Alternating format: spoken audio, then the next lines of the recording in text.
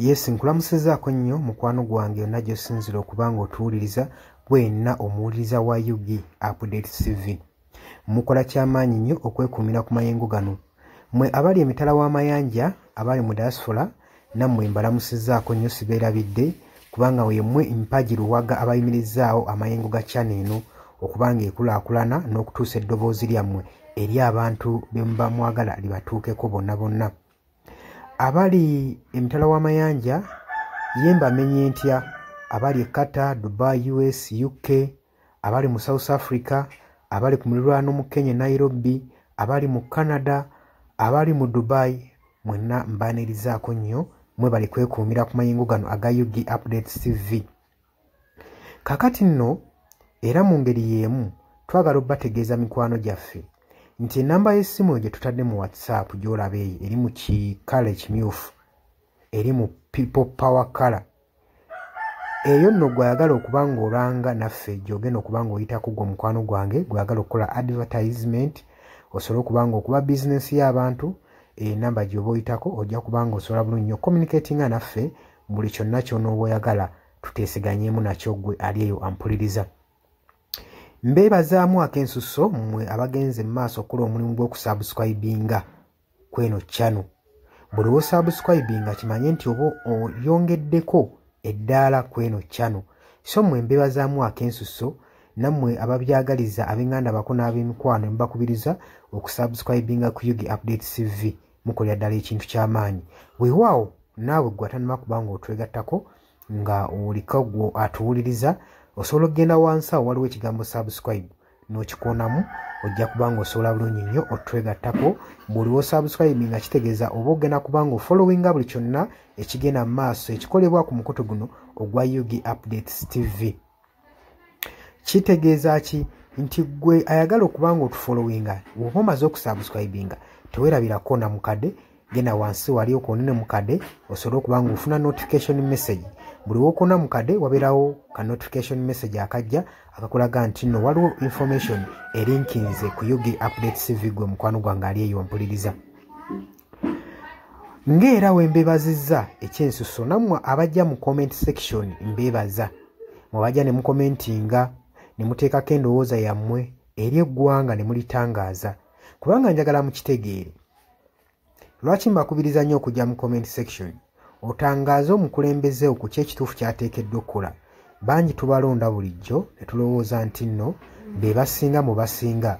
Leka kulonda mukulembeze wo oba mubaka we agenda obbakulembera gwe n'olowooza nti nno buli kimu agenda kuba akyemalirira. Kimanye nti nno omulonze bulonzi mukulembeze kukulembera oba kukulembera kitundu kyammwe. Mmwe bagenda okukulembera yemmwe bagenda okuba ng'akiikirira bukiise eri yonna yonna mu gavumenti. So si kyandibadde kya bwenkanya omulekera obuvunaanyizibwa n'otamu advisinga. Ky'oba olaba mbakubiriza okujja mu comment section muteekewo endowooza zammwe musobole okutangaaza ku bakulembeze bammwe ku biki ebituufu bye bateekeddwa okukola. Bangi tubalonda bulijjo ne bagenda mu parliament nga babadde bantu balamu ne batuuka eyo ne bawuttaalirayo. Kitegeeza ki? Nti olina okuba nga buvunaanyizibwa bwo okuzuukusa omubaka wo oba olaba nga yeebase gwe mukwano gwange ali yampuliriza. Ne ntumirako nammwe abalwanirira eddembe ly'enkyukakyuka mu ggwanga lyattu Uganda mukola kyamaanyi nnyo okulwanirira enkyukakyuka. Gwali yeebase ng'ebintu tobiraba obanga olabanga ebitakukwatako bijja tuuka ekiseera bikwateko. Wabula ate gwe nkuzaamu amaanyi agenda mu maaso n'okuyiwawo omubiri ng'olwanirira enkyukakyuka. Bannange abantu abo mubeebazeemu ak'ensusso kubanga bakola kyamaanyi nnyo obbaliidinga n'obbakulemberamu n'okubalaga ki ekituufu ekisaanidde okukolebwa. Mukimanye mu nsi we tuba tubaako be tulwanirira oba be tuluubirira si lwakuba nti nno tukolerera oba abasinga bayinza olowooza nti omuntu ogenda mu maaso n'okuba nga alwanirira enkyukakyuka alina bye yeeyagaliza nga ye omuntu. Kino njagala okukibategeeza nti mu kulwana ebiseera ebisinga weewaawo tetufuna ekyo kye tuba twagala kye tuba tuluubirira. Naye okulwana tusuubira wano mu kulwana tuba n'essuubi nti tusobola okufuna ekyo ekitugwanira. Kati naawe mukwano gwange ali eyo alwanira enkyukakyuka kino kankikutegeeze wandibanga nno oli eyo olwana nga tumanyidde ogenda kifunamu weewaawo oyinza obutafuna ekyo ky'oyagala naye osobola okufuna ekyo ky'ogwanira. So tulwana olw'enkyukakyuka nga tulwanirira okufuna ekyo kye tugwanira. Kati gwe mukwano gwange ky'ofuna kye kiggwanira eyo gy'oli. Wandibanga ky'oyagala okifuna naye kye kiggwanira. Bangi mugenda ne muwambatalira eyo mu bibiina by'obufuzi ne babafujjirira omusimbi. Yes, ssente ozifuna bazikuwa era obulamu bwo bweyagala naye okakasa ekyo kye bakuwa kye bakufujjirira mu kabaasa kye kiggwanira. Ebiseera ebisinga ffe tetulwana olw'okuba nti no twagala kufuna ebyo bye twetaaga. Nedda, wabula tutunuulira nnyo pointi eno nti kye tugenda oba kye tulwana kyenfuna kyengwanira. Mutuufu ogenda n'oweetunulamu n'olaba nga kyofuna si kyokola ki si kyogwanira nga ggwe munnansi.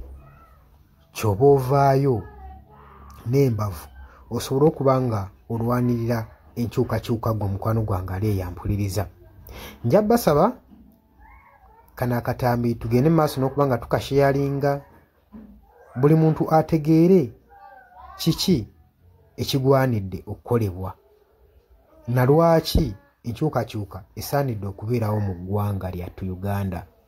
Si lwakuba nti oli bulungi kati, wabula wandibanga oli bulungi naye ekyo ky'ofuna ky'ogwanira.